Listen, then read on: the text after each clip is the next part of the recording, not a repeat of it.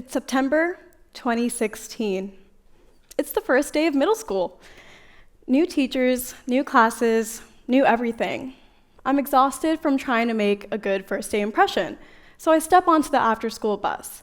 I plop my massive backpack of textbooks down and quickly find a seat in the front, when all of a sudden, from the back of the bus, I hear who I assume was an 8th grader who I've genuinely never met before yell, "Indians smell bad!"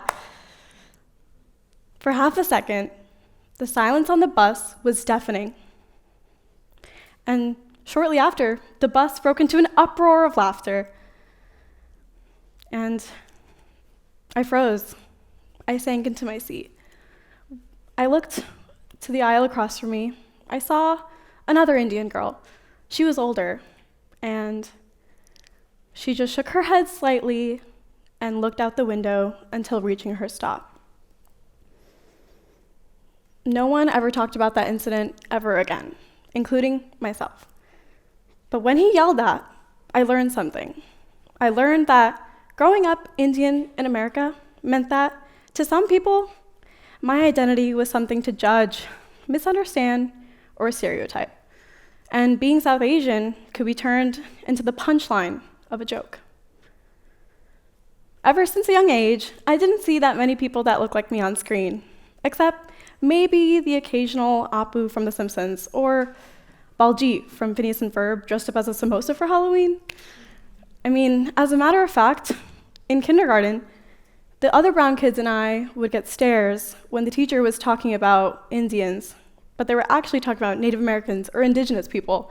I was so confused, I asked my dad what tribe we were from. However, as time progressed and representation started to flourish, there was an increase in South Asians having a space in media, tech, politics, comedy, film, and this seemed like progress at first. But with this newfound attention on South Asians and this newfound diversity, with more attention came more press, and with more press came much more of something else, more hate. And so, in this talk, I want to talk about these 3 different realities and what we can do to combat it. 1, the normalization of online hate. 2, the cost of cultural ignorance. And 3, the internalization of it all. Let's talk about number 1, the normalization of online hate. In recent years, anti-South Asian rhetoric online has not just existed, it's gone completely viral, where people have honestly grown desensitized to the hatred that South Asians receive on social media, and in a way, the world has conformed to it. Scroll through Instagram or TikTok long enough and you'll see it, with record-breaking numbers for comments such as "India disrespect button" getting around 50,000 likes. So, research by Ford and Ferguson on this topic, on disparagement humor, shows that jokes targeting marginalized communities don't just reflect prejudice, they normalize it. And they make people less likely to challenge harmful behavior since it's dismissed as just humor. Unfortunately, we saw this on Thursday, June 12th, 2025, when Air India Flight 171, flying from Sardar Vallabhbhai Patel International Airport in Ahmedabad, Gujarat, to London Gatwick Airport, tragically crashed just moments after takeoff. Over 230 passengers losing their lives with only 1 survivor. Instantly, comment sections were filled with things such as, "They were Indian, who cares? It's natural selection," or 200 scammers left the chat. Now I want you to imagine, if this tragedy were to occur anywhere else in the world, would the reaction have been different? Would we have seen profile picture filters, solidarity hashtags, or candlelight vigils? Who knows? But this difference is not accidental. It shows whose lives are subconsciously valued in humanity, and its selective empathy. The organization Stop AAPI Hate found that 54% of South Asians experienced a hate act in 2024 based on their race, nationality, or ethnicity in the US. And they also found around 60,000 slurs online, specifically targeted with associated violence towards South Asians. People tend to be fearless when it comes to comment sections since they feel as though they can just hide behind their screens. They put ideas out there that are completely inaccurate or ignorant. So let's discuss the cost of this cultural ignorance. Remember, this is about real lives. And people fail to acknowledge the different ethnicities and geographic backgrounds that are within the real lives of South Asia. And when geography is erased, humanity is erased with it. When we don't understand someone's culture or background or history or where they came from, it's easy to stop seeing them as whole human beings. To understand this concept, I surveyed a diverse network of South Asian young adults aging from 18 to 30. And when answering the question, have you ever experienced racism because you're South Asian? One respondent answered that when playing soccer, a player from the opposing team told me to go back to Iran. Let's pause there. Iran is not in South Asia, but despite that, moments like this, where anti-immigrant rhetoric is celebrated, highlights how a lack of cultural understanding fuels harmful conceptions. South Asia is a distinct region, with countries not only like India, which is where my family is from, but also Pakistan, Bangladesh, Afghanistan, Sri Lanka, Nepal, Bhutan, and even the Maldives.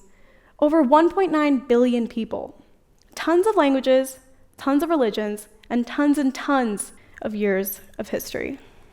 And to many online commenters and people in real life, these countries are all the exact same, where they're all just the same country, undefined and interchangeable, reduced to curry jokes, scam stereotypes, or even 9/11 versus 7/11 teasing.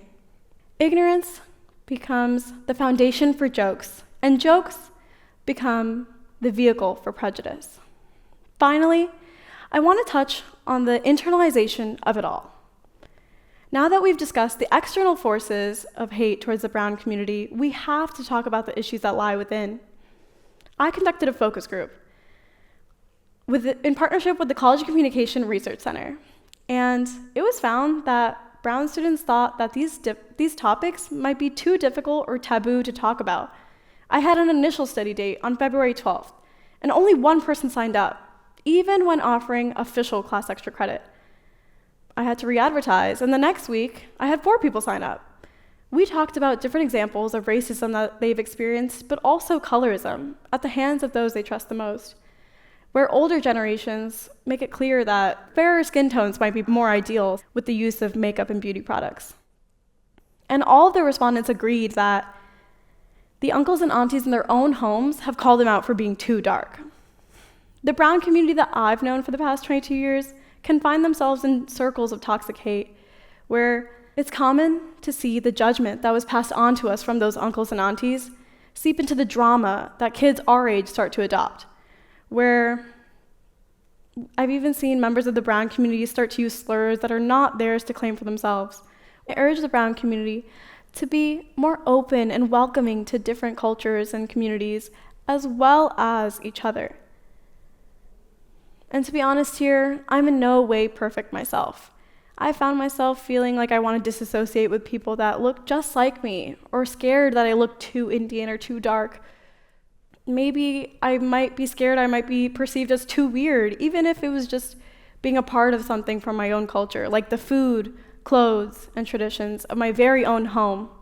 So when talking about the search and identity, mine has just begun. But wait. What do we do now knowing all of this information? Within the survey, I asked respondents to react to the following statement. Racism is taken seriously towards South Asians where I live, and more than half the respondents answered disagree. And so, with that, I ask you, start taking it seriously. Start calling it out, even when it's right in front of you.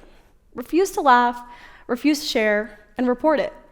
Stop generalizing an entire population based on one video. People don't even realize they're consuming racist content online. So ask yourself, who made this content? Why is it going viral? And what's being told? Evaluate the difference between impact and intention, where if someone's intention was to make a joke, then what was the actual impact and outcomes coming from it? have empathy and compassion for others. Instead of jealousy and competition, maybe we can have motivation and inspiration. This talk was about spreading awareness and starting these hard-hitting conversations, since there's definitely more to come.